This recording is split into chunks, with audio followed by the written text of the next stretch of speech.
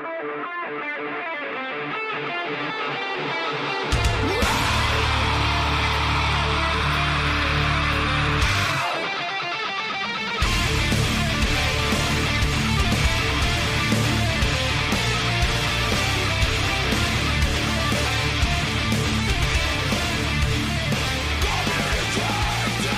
right, here we go. Today is Sunday, October 6th, 2019, and this is episode 238 of the Defensive Security Podcast. My name is Jerry Bell, and joining me tonight, as always, is Mr.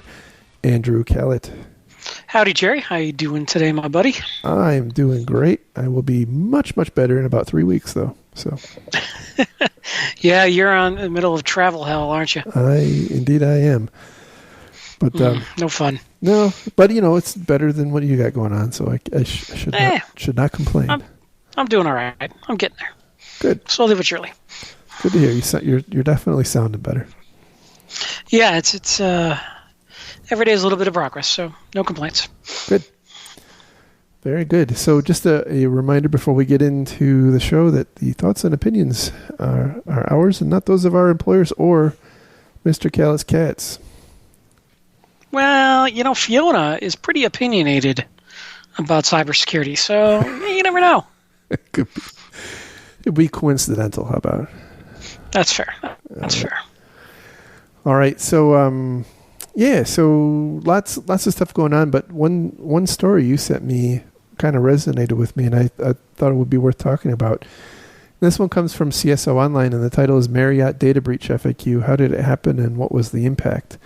So we've certainly talked about the Marriott breach before last year when it happened, but a lot has transpired between then and now, including the CEO of Marriott testified before Congress here in the U.S., and they were also fined by the UK under the GDPR, and so there's been a fair amount of additional information that's come to light in the past year or so, and I thought that would be a good opportunity to catch up.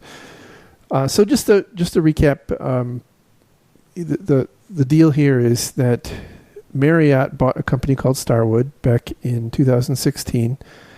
In the end analysis, Starwood had been breached in 2014, and that breach went undetected until 2 years after the acquisition, all the way into 2018, when Accenture, who apparently runs the IT and security around this legacy Starwood environment, detected an anomalous query against the database by an otherwise legitimate user. And upon investigating that, they found all sorts of bad stuff. They found a large encrypted file, which apparently took them several weeks to decrypt. I can only imagine, by the way, that the process of decrypting that probably looked like one of those TV hacking scenes where you have like multiple people typing on the same keyboard, and there's like ping going on in the background. And the faster you type, the better you have at it. Right. Right. We're through the first tense. firewall. It's pretty tense, and if you're not drinking like a specialty Mountain Dew drink, you're doomed. So true. So anyway, they eventually did decrypt it and found that the file had about 500 million records in it, customer records. Apparently, it sounds like it was a lot of transaction records. Like, so every time you stayed at a hotel, that was an additional record, not necessarily 500 million people. Now, as I understand it too, this Starwood stuff was still separate from the Marriott stuff. So this really was just affecting the Starwood brands, not any of the Marriott brands yet. So like the Westin, Sheraton, W's, those brands were the ones that got impacted because they hadn't merged their systems together yet. Correct. Yeah, and this particular article kind of lays into that a little bit about how about the woe of due diligence and acquisition, and then also they point out that in the aftermath of the acquisition, the heritage Starwood IT staff, including security staff, were apparently laid off, which doesn't quite jive with another comment about how Accenture was running IT and security both before and after the incident. And then I would also point out that, well, the breach had happened, or the intrusion had been going on for 2 years at that point. So I'm not sure what keeping those people around would have, done in addition. So, well, it depends on, so I concur this is a challenge.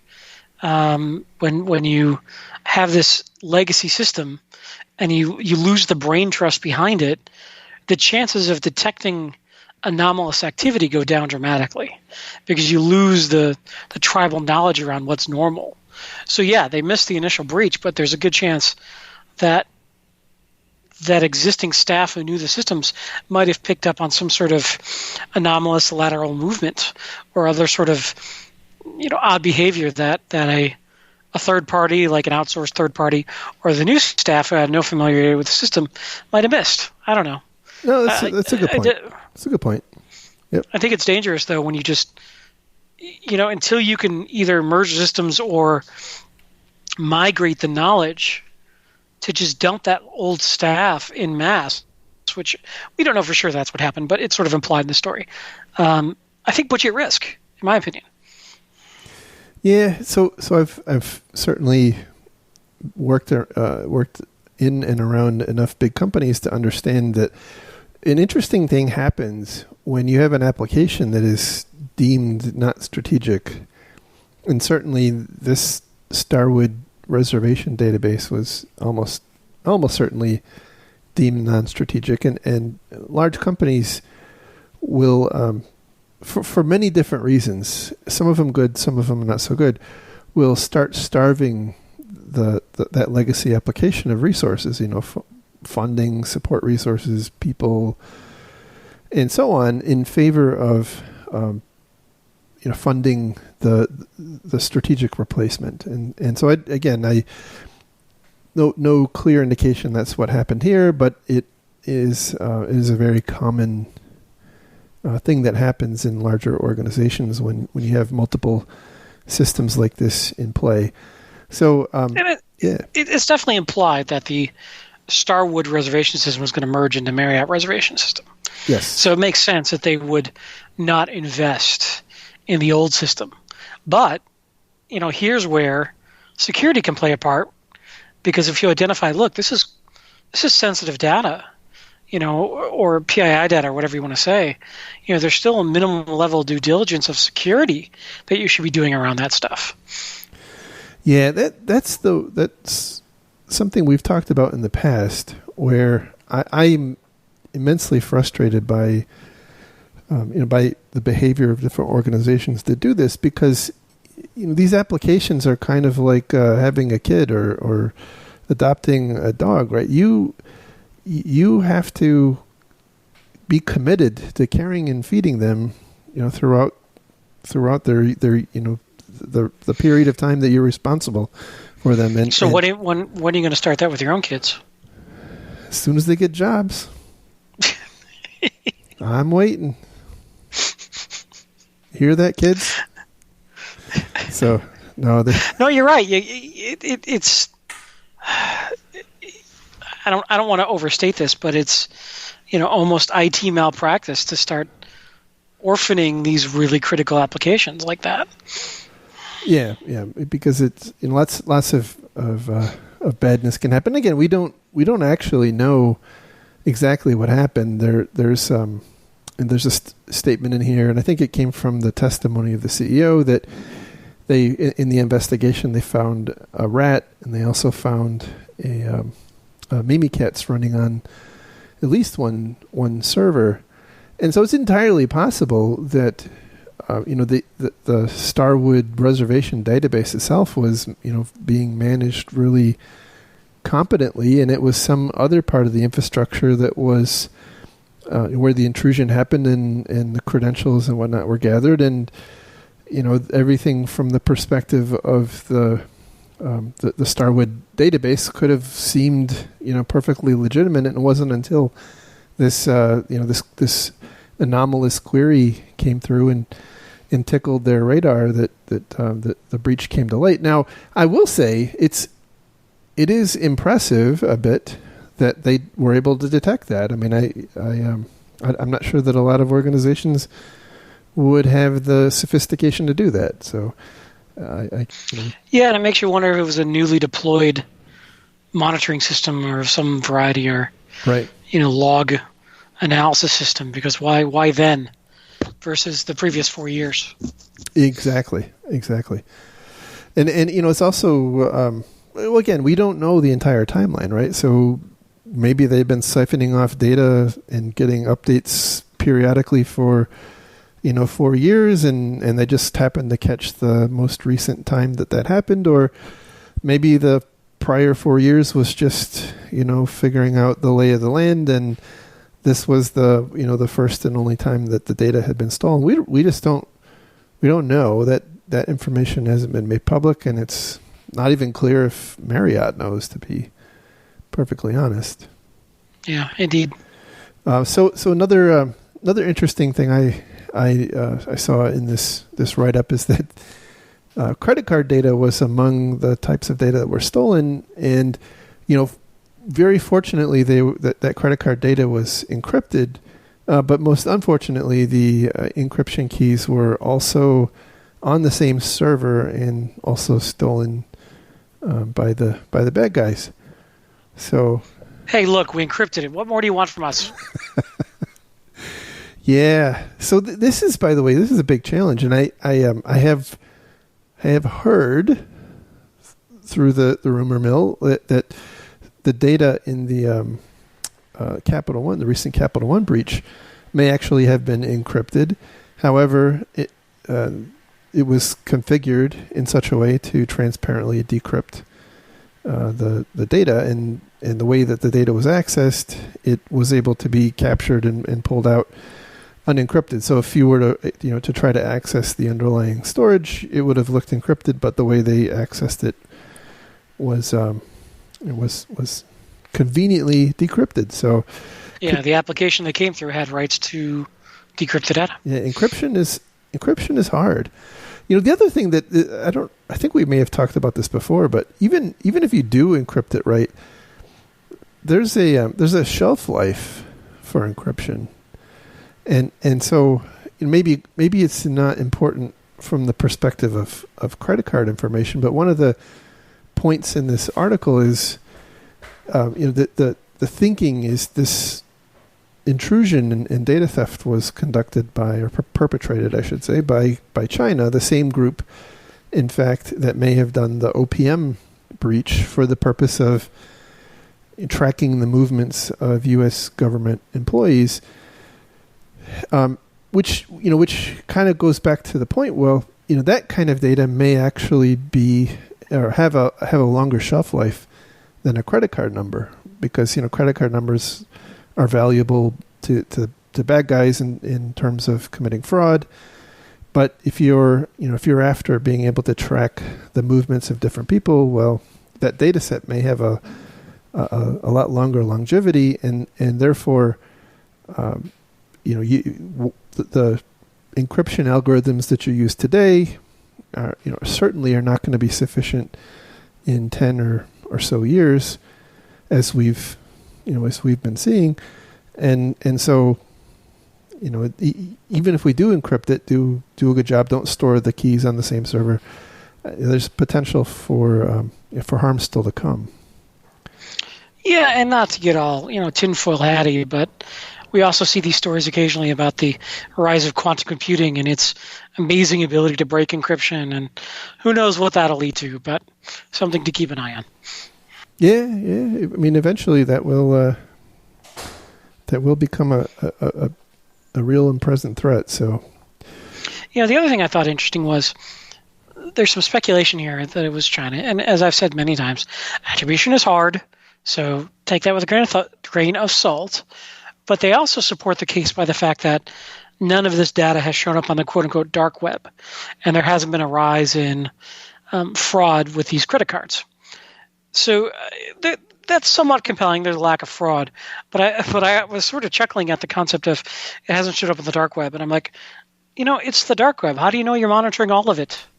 It seems like they assume they have perfect fidelity of what shows up on the dark web.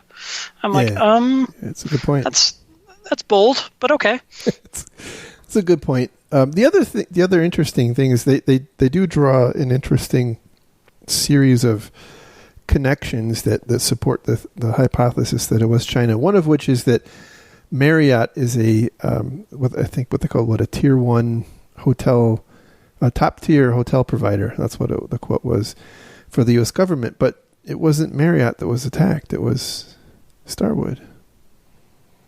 So I don't know what.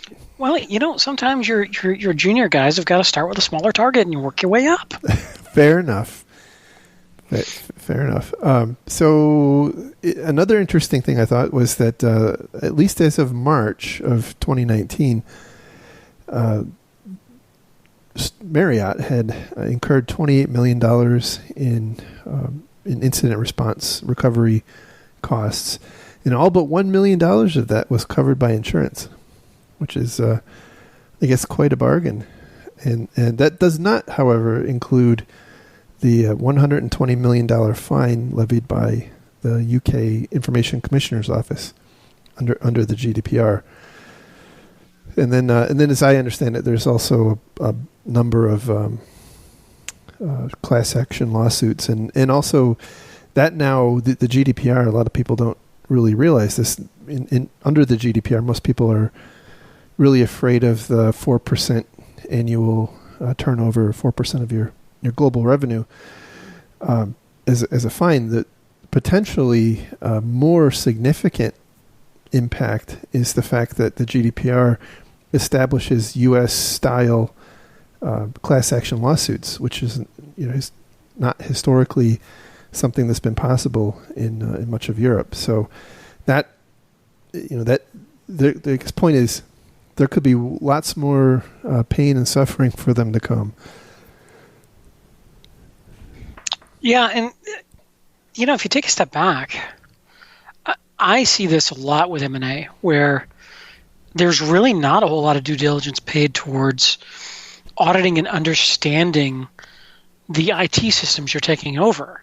It's all business level stuff. It's all, P&Ls and how will this complement our business and what are the synergies we can achieve. And then the IT department just ends up scrambling, or in this case, you have these overlapping systems for sometimes a decade. And it seems like we're not doing ourselves a good service to not have a faster, more accelerated plan to unify the environments, get homogeneous monitoring and security across the board, and IT functionality across both organizations fast, so that we have the ability to have some assurance that at least the monitoring, management, alerting methodologies are the same across the old and the new environments, and have some shot of actually managing this environment successfully. And what I see instead is just, legacy that just lingers on and on and on and on, and that's run very differently. And I think it adds a lot of drag and a lot of risk and a lot of complexity that's unnecessary. Yeah, definitely. I have seen actually both sides of the whole acquisition due diligence parade as it pertains to IT, and you're spot on. It's really almost exclusively the business, the business factors that get taken into account.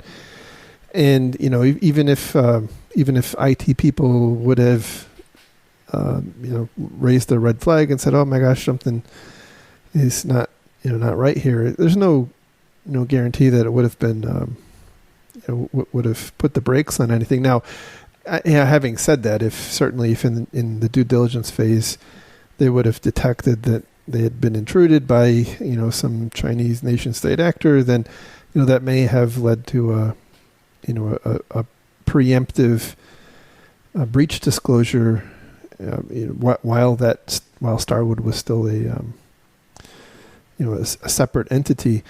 But having said that, these assuming it is like China, right? That their whole MO is to lie in wait and be hard to detect. So I think we also have to be somewhat pragmatic about the likelihood and possibility of our ability to detect them, especially in a due diligence phase, right? I mean, when you are doing due diligence with an acquisition, it's typically during a period where not a lot of people know about it, and so those sorts of things have to happen in relative secrecy, and so you don't have a ton of opportunity to do really, really thorough testing and monitoring without raising lots of alarms. Now, having said that, after the acquisition, the intent to acquire is announced, that's less defensible, right? Typically there's a period of time between when the acquisition is announced and when the actual acquisition closes, and so there's a period of time there where something could have been detected as well. But again, at that point, all of the my observation is the business is in the throes of trying to figure out how they're going to integrate the companies in IT systems and whatnot. And I don't think this. There's again, just my observation. There's not a lot of appetite to go in and do even more testing during that time frame. Like, look, kid, you already had your chance. Stop it. We got work to do now, and that's been my experience. But I by the way, because of reasons, have seen quite a number of cases where Company A acquires Company B. Company B was thoroughly compromised, and Company A ends up being compromised in much the same way. Now, there's, in some respects, this actually probably says something about Marriott that there's, again, no obvious indication that happened to them, even in this case. So that may mean that Marriott may have done a pretty good job of keeping Starwood walled off from their network. I don't really know for sure, but I have seen this story, this movie play out quite a few times, and often it ends up with the acquiring company being completely compromised. Yeah, sure. First thing that happens often is the IT organization starts screaming for, "Hey, where's our WAN link between the two organizations? We need to start interchanging data." Right. And it's just link the mail systems. Right now. And then the firewall says any except, and there you go. Have a nice day. Right, they're us now. We must trust our new colleagues. And that, I mean, this is an interesting challenge, because I would argue, yes, you want to aggressively integrate the systems or replace the systems, but you still have to be smart about it. You still have to assume breach, and so these two things can be at odds with each other, and there's some tension there. But I don't know. I still feel like a lot of organizations don't plan enough budget and account to properly merge the IT systems in a timely manner, and it lingers for a long time. Well, absolutely. I mean, typically the name of the game is cost synergies. So, coming and asking for even more money is antithetical to the whole premise that you bought the company in the first place. So that is not terribly surprising that it plays out like that. But I think in general, companies need to get better about factoring this into the fundamental business case. I think that. Well, yeah, and you could argue that I'd save money once I get on a common platform. Right. Exactly. But it has to be, to your point, it has to be thoroughly funded. And so, I've seen lots of these business cases, and it typically focuses very heavily on the the near-term cost savings, and there's often not a lot of appetite for increasing costs in the short term, even if it's temporary. So I don't think it should be surprising. But again, this is a business problem, and IT tends to be at the at the end of the whip, or the tail of the dog, however you want to think about it, and not part of the not part of the factoring that goes into the business case, or the case to make the acquisition. Now, having said that, if you have a competent CIO, who is respected by the business, then maybe they do. But again, I think that's even for a competent CIO, competent and good communicating CIO, is going to be very difficult to to kind of try to swim upstream in this kind of an environment. So. Yeah, agreed. So there was one other just thing that struck me about this, and that is, think about how much pain and suffering Starwood/Marriott would not have endured had they not had that monitoring program in place. And that's a crazy thing. This bothers me very, really significantly, because there's almost an incentive to do a half-assed job of monitoring. So if I don't know about the problem, I'm not held accountable to fix it. Correct. I mean, so think about this. Let's just. But that's so perverse to actually giving a crap about your business. That's like, wow. I agree, and yeah. I'm not advocating this at all. I guess here, my point is, if you think about, a lot of these more complex intrusions are in fact perpetrated by nation states, and let's just assume for a second that this one was.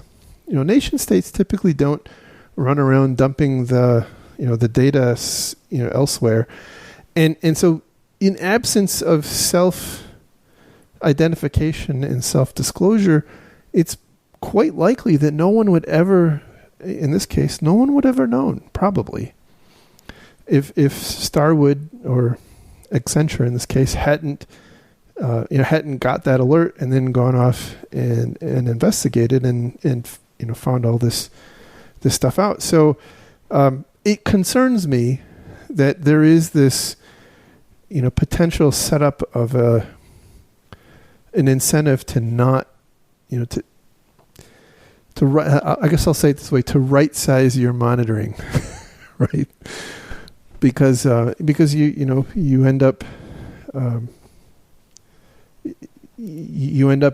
chasing after a breach that people may not have otherwise been privy to. So anyway, it's an ugly thought, and No, it is, and I've actually witnessed that directly firsthand, and I won't get into too many details, but when I was a sales engineer and I was working for a smaller company that had a detection-only system with no ability to solve or contain a compromised host, I had a very large company's CISO tell me, "You're not bringing me a solution. You're bringing me a problem that I have to deal with.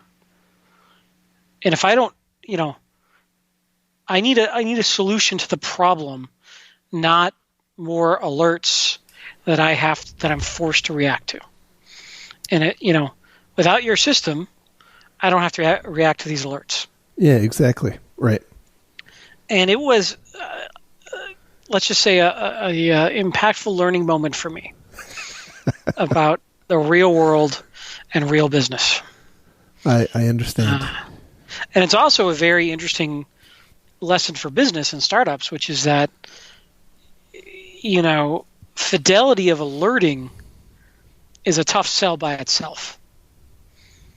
You need to have a story around, at least I think you need to have a story around how it actually then goes further to help the business, not hurt the business. Right. Because of the way businesses think. Yeah, it looks like all downside. Yeah. I can now detect all the bad stuff that I can't block. which is stunning to those of us who are deep in the InfoSec world. Like, why wouldn't you want to know this? That's great. That's wonderful. We're detecting things nothing else can detect. That's awesome. But businesses just look at that as I've got now a reportable headache that I don't have a solve for. Right. You just made my life worse. And it's really tough to get my mind around that as an InfoSec guy, but that is reality. Right. For a lot of businesses.